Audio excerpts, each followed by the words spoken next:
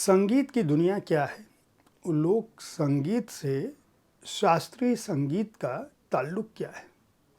संगीत किस तरह से भारत के लोक से होता हुआ कलाकारों की अपने जीवन से होता हुआ तवाइफों की कोठों से होता हुआ इतिहास का हिस्सा बन गया। हम जिस शास्त्रीय संगीत की बात करते हैं, जिस लोक संगीत की बात करते हैं, जिन लोक कलाकारों की बात करते हैं, उनका जीवन आखिर कैसा था? ऐसी क्या बात है कि चाहे वह केसरबाई केरकर हों या उस्ताद बड़े गुलाम अली खान साहब हों, चाहे रसूलन बाई हों, चाहे सिद्धेश्वरी देवी हों, चाहे उस्ताद अमीर खां हों, चाहे पंडित भीमसेन जोशी हों, चाहे बेगम अख्तर साहिबा हों या पंडित कुमार गंधर्व हों, गंगूबाई हंगल हों या गिरजा देवी जी हों, किशोरी अमोनकर हों या पंडित जसराज हों, इन सब के जीवन की गाथाएं, इनके जीवन का संगीत न केवल उनकी आत्मा में बसे संगीत और लोक के मन को, उनके भाव को, संगीत के राग को, उसके रस को व्याख्यायित करता है, बल्कि वर्तमान पीढ़ी उनके उन गुणों को अगर अपने जीवन में आत्मसात करे, विशेषकर नए संगीतकारों की पीढ़ी, तो उसका अपना जीवन बदल जाए। नमस्कार, आप देख रहे हैं साहित्य तक के बुक कैफे के एक दिन एक किताब कार्यक्रम को। मैं हूं जयप्रकाश पांडे और आज जिस पुस्तक के साथ मैं उपस्थित हूं उसका नाम है नैनन में आन बान। भारतीय शास्त्रीय संगीत की विरासत और समझ पर यतीन्द्र मिश्र की यह पुस्तक अपने आप में अनूठी है। अनूठी इसलिए क्योंकि जिन बड़े संगीतकारों का मैंने नाम लिया, जिन बड़े कलाकारों का नाम लिया, जिनसे शास्त्रीय संगीत की विरासत, धरोहर, सभ्यता और परंपरा न केवल तय होती है, बल्कि जिसने हमारे वर्तमान शास्त्रीय संगीत के महाआकाश को प्रज्वलित किया, उज्ज्वलित किया, रोशन किया, उनके बारे में दृष्टि पड़ती है। यतीन्द्र बेहद महत्वपूर्ण ढंग से संगीत और लोक कला के जीवन पर काम कर रहे हैं। कवि, संपादक और संगीत अध्येता के रूप में उनकी अपनी विश्वव्यापी पहचान है। उनकी कई पुस्तकें आ चुकी हैं और विशेष बात यह कि उनकी जो शुरुआत है वह संगीत की समझ से ही शुरू हुई। संगीत के प्रति अपने प्रेम के चलते यतीन्द्र जो है वह लोक दृष्टि और लोक जीवन को देखने लगे, लोक संगीत को देखने लगे और वहाँ से उनका जो कवि मन है वह जिस सरस और सहज ढंग से संगीत को भी आम जनों के बीच में गहरे शोध के साथ रखने लगा, वह यतीन्द्र को उनके समकालीन लेखकों से विशिष्ट बनाता है। उनकी जो प्रारंभिक पुस्तकें हैं उसमें गायिका गिरजा देवी पर, नृत्यांगना सोनल मान सिंह पर, उस्ताद बिस्मिल्लाह खान पर और फिल्मकार गुलजार पर जो उनकी प्रामाणिक जीवनियाँ हैं वह तो हैं ही, बेगम अख्तर साहिबा के जीवन पर चर्चित पुस्तक उनकी जो अख्तरी है, जो उन्होंने संपादित की थी, उसका भी उल्लेख है। स्वर्ण कमल, मामी फिल्म पुरस्कार, आज तक साहित्य जागृति सम्मान, महाराष्ट्र गौरव पुरस्कार, उत्तर प्रदेश संगीत नाटक अकादमी, अपने काम के लिए वह लगातार न केवल सम्मानित किए जा चुके हैं बल्कि सराहे जा चुके हैं। यह पुस्तक कुल 12 मूर्धन्य शास्त्रीय गायकों के जीवन को, उनकी संगीत यात्रा को, विशेषकर यह जीवनी नहीं है बल्कि उन मूर्धन्य गायकों ने अपने जीवन को किस तरह से गीत की दुनिया में, गायन की दुनिया में, संगीत की दुनिया में, लोक की दुनिया में, शास्त्रीयता की दुनिया में संजोया, पिरोया, बल्कि उसको गढ़ा। यहाँ विधाओं और घरानों का जो सीमा है वह इस पुस्तक में टूट जाती है। इस पुस्तक की एक और विशेषता है कि इसके शीर्षक जो है वह अपने आप में आकर्षक तो हैं ही।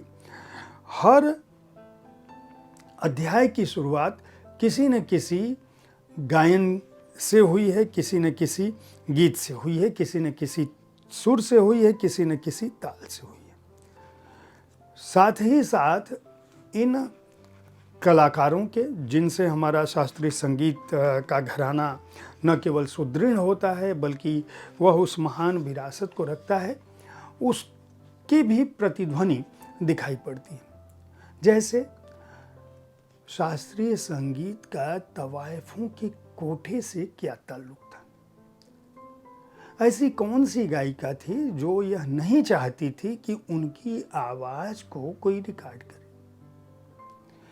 बावजूद इसके उस गायिका की आवाज अंतरिक्ष में ध्वनित होती रहती है। आखिर उनकी गायकी, उनकी आवाज अंतरिक्ष में पहुंची कैसे? ये सारे विषय और इस तरह के रोचक विषय इस पुस्तक को विशेष बनाते हैं। उन गायकों की उन्मुक्तता का आलम क्या था? जैसे केसरबाई केरकर का उल्लेख करते हैं तो वो लिखते हैं कि उनकी उन्मुक्तता के चर्चे बहुत थे और उनके बारे में यह भय था कि वो जहाँ पहुँचती हैं वहाँ कुछ न कुछ ऐसा घटेगा जो दूसरों के लिए अप्रिय है। वे बहुत घमंडी भी थी, स्वभाव भी उनका उग्र था और जुबान की भी बहुत तीखी थी।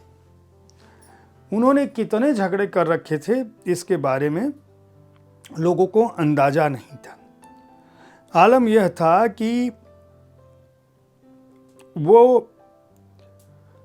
पंडित मल्लिकार्जुन मंसूर को ठीक से तालीम मिल ना सके इसके जतन में भी रहती थी और एक बार किसी समारोह में केसरबाई केरकर रसूलन बाई को देखकर इतनी नाराज हो गई कि उन्होंने कहा कि जिस महफिल में मैं गाने आई हूँ उस महफिल में ये अपने ठुमरी दादरे लेकर क्या करेगी।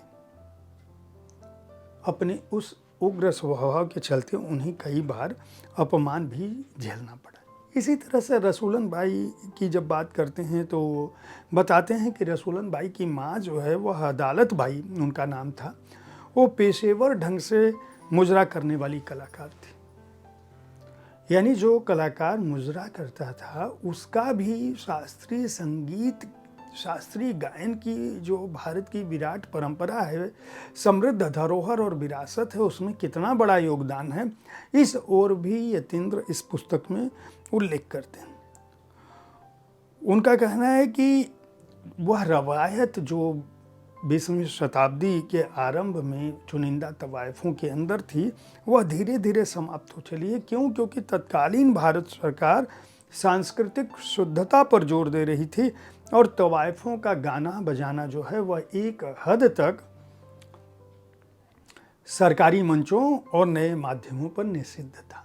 यानी उनके अंदर चाहे जितनी भी प्रतिभा हो, चूंकि वो तवायफ थी, मुजरा करती थी, इसलिए वह रेडियो पर नहीं गा सकती थी, उनका रिकॉर्ड नहीं हो सकता था, वह मंचों पर नहीं आ सकती थी। तो ऐसी स्थिति में उनकी मेधा जस की तस रह गई। जबकि तथ्य यह है कि रसूलन बाई ने 1948 के दौरान महफिलें और मुजरा करना छोड़ दिया था। किस तरह से उनकी शादी हुई, क्या उसका संदर्भ था, ठुमरी, दादरा, सादरा, होरी, कजरी, बारामासा और मुबारकबादी को किस तरह से बैठकी और खड़ी नामक महफिल में परोसा जाता था उस समय, पूरब ने किस तरह से इस गायकी को किस ठसक के साथ न केवल संगीत की तालीम को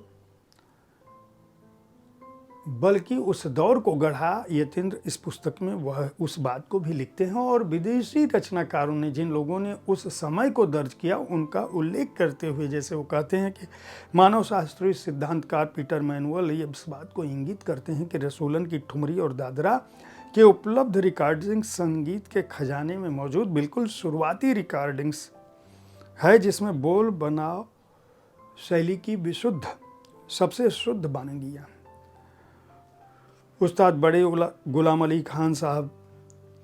इसी तरह से यह पुस्तक शुरू से अंत तक इस तरह के किस्सों से भरी पड़ी है जिसको जानना आपको अवश्य चाहिए। लेकिन कौन से लोग हैं और क्या उन महान शास्त्रीय गायकों के बारे में किस तरह से यतीन्द्र अपनी पुस्तक में रखते हैं, उसके लिए मैं अध्याय की चर्चा करूंगा। एक भूमिका में उन्होंने अवगुण न कीजिए गुणी संग शास्त्रीय गायकों का सांगीतिक वैभव जो है यतीन्द्र मिश्र ने अपनी बात लिखी है। और उसके बाद जो है इस का जो पहला खंड है वह पहला खंड इस बात को उल्लिखित करता है दरअसल कि किस तरह से हमारे 12 कलाकारों ने हमारे समय को गढ़ा।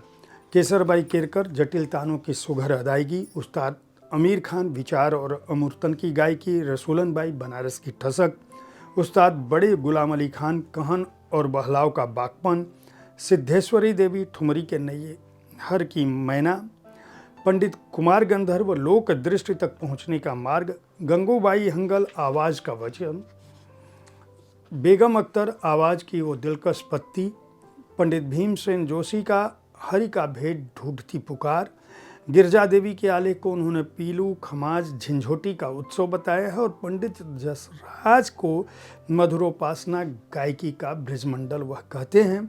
और अंततः किशोरी अमोनकर के बारे में कहते हैं कि वो प्रतीक्षा में डूबी बिरहणी की आवाज़ है।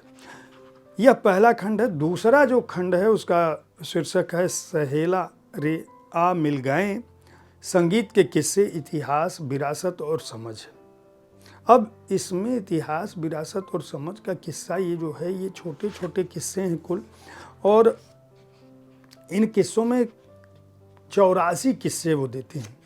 और ये 84 किस्से इतने मज़ेदार हैं कि इन्हें पढ़े बिना आप इनके रस से भीग नहीं सकते। जिस तरह से शास्त्रीय गायन आपके मन और आत्म में उतर जाता है, उसी तरह से यतीन्द्र की जो लेखनी है वह भी आपकी आत्मा की गहराई तक पहुंचती है। क्यों? क्योंकि इसमें कोई बनावट नहीं। यतीन्द्र के पास एक समृद्ध भाषा है, वह भाषा से खेलते हैं लेकिन तथ्यों के साथ। वे अपने वाक जाल में अपने शब्द कौशल से आपको चमत्कृत करते हैं, लेकिन वह चमत्कार केवल शब्द कौशल का नहीं बल्कि उस शब्द के पीछे छिपी हुई सत्यता का भी। यतीन्द्र की विशेषता यही है कि वह संगीत को संगीत की तरह लिखते हैं और कविता को कविता की तरह बरतते हैं। अब इनमें ढेर सारे किस्से हैं, इनमें मैहर भी शामिल है, बनारस भी शामिल है, इसमें अभिनय की दुनिया भी शामिल है। किस तरह से ख्याल की संरचना हुई, रागों की संरचना हुई, अवध की संगीत परंपरा क्या है, हमारी लोक नाट्य परंपरा क्या है, हमारे नाट्य शास्त्र को किन लोगों ने बरता, शास्त्रीय संगीत की शुरुआत कैसे हुई, मीडिया ने उसे किस तरह से लिया, फाग और होली आ रहा है, होली का मतलब क्या है, होली की बंदिशें क्या रही हैं, होली का गायन किस तरह से आपको उन्मुक्त करता है और किस तरह से अवध और ब्रिज क्षेत्र में जन्माष्टमी के दौरान अलग अलग तरह से बधाई जो बजती है उसके पीछे भी क्या दृष्टि है। गांधी स्वतंत्रता आंदोलन में तवाइफों की क्या भूमिका थी और किस तरह से बाइयों, गौनिहारिनों और तवाइफों ने न केवल महात्मा के आंदोलन को सशक्तता दी थी बल्कि राष्ट्रीय आंदोलन की दिशा में वह भूमिका अदा की थी जिसको न केवल आज जानना चाहिए बल्कि युवा पीढ़ी को जानना चाहिए, बल्कि जिसको संयोजित भी किया जाना चाहिए, जिसको धरोहर के रूप में भी रखना चाहिए। राग कैसे बनते हैं, राग यमन कब गाया जाता है, किस कलाकार से किसका क्या संबंध था, काशी और कजरी का क्या संबंध है, राग की प्यास बंदिशों के कुएं पर जाकर तृप्त होती है। दरअसल इस तरह के भाव से और रागमाला पेंटिंग, संगीत रत्नाकर, 17वीं शताब्दी संगीत का इतिहास, चित्रों में संगीत और संगीत पर चित्र, संगीत पर नृत्य, इस तरह की बातें भी इसमें लिखी हैं उस्ताद बिस्मिल्लाह खान की बातचीत का वह एक उदाहरण है। आप उससे समझ सकते हैं कि यह किताब कितनी रोचक है कि वो लिखते हैं कि संगीत वह चीज़ है जिसमें जात पात कुछ नहीं। मुझे लगता है हमारे मजहब में मौसीकी के को इसलिए हराम कहा गया कि अगर इस जादू जगाने वाली कला को रोका न गया तो एक से एक फनकार इसकी रागनियों में इस कदर डूबे रहेंगे कि दोपहर शाम वाली नमाज कज़ा हो जाएगी। यह बात उस्ताद बिस्मिल्लाह खान ने इस लिहाज से कही थी कि मुसलमानों में, इस्लाम में आखिर संगीत वर्जित क्यों है। अयोध्या की लोक परंपरा भी इसमें शामिल है। अयोध्या चूँकि अयोध्या राज परिवार में ही यतीन्द्र पैदा हुए और जिस तरह से उन्होंने शब्दों की दुनिया को, संगीत की दुनिया को, लोक कला की दुनिया को, लोक गायन की दुनिया को, लोक दृष्टि को समझा है, भारतीय धर्म, दर्शन, परंपरा और अपने वरिष्ठों में जिस तरह से यतीन्द्र की अभिरुचि है वह भी उनकी पुस्तकों को बहुत महत्वपूर्ण बनाती है। यतीन्द्र कितने लोकप्रिय हैं संगीत जगत में अपने समय में या आज के समय में, और उसका अनुमान इस तरह से भी लगाया जा सकता है कि इस पुस्तक के नयनन में आन बान भारतीय शास्त्रीय संगीत की विरासत और समझ पुस्तक के आवरण पर शंकर महादेवन ने, सुधा मूर्ति ने, पंडित साजन मिश्र ने, नमिता गोखले ने और अश्विनी भिंडे देशपांडे ने अपनी टिप्पणियां दी हैं और वह बताती हैं कि ध्रुपद हो, ख्याल हो, शास्त्रीय विधाएं हों, हिंदुस्तानी शास्त्रीय संगीत हो, हमारी युवा पीढ़ी हो या समृद्ध विरासत हो, इन सब के बीच अगर कोई सेतु बना रहा है तो वह यतीन्द्र मिश्र बना रहे हैं। यतीन्द्र मिश्र को इस पुस्तक के लिए, इस पुस्तक में जिन तथ्यों के साथ जिस रुचिकर ढंग से उन्होंने अपनी बात रखी है और हमारे समय के 12 मूर्धन्य शास्त्रीय गायकों पर जिस तरह से यह पुस्तक लाए हैं और उसके अतिरिक्त जिस तरह से 84 छोटी छोटी घटनाओं जो रोचक भी हैं और जिनमें किस्से और कहानियों के साथ संगीत की दुनिया की बात की गई है, उसके लिए बहुत बहुत बधाई, शुभकामनाएं। इतिहास, विरासत और अपनी समझ से वे इस पुस्तक को एक ऐसी धरोहर के रूप में युवा पीढ़ी के सामने रखते हैं जिससे संगीत का हर जानकार, हर कलाकार, हर संगीत के प्रति जिसकी भी रुझान हो, रुचि हो, वह उसे अवश्य पढ़ना चाहिए।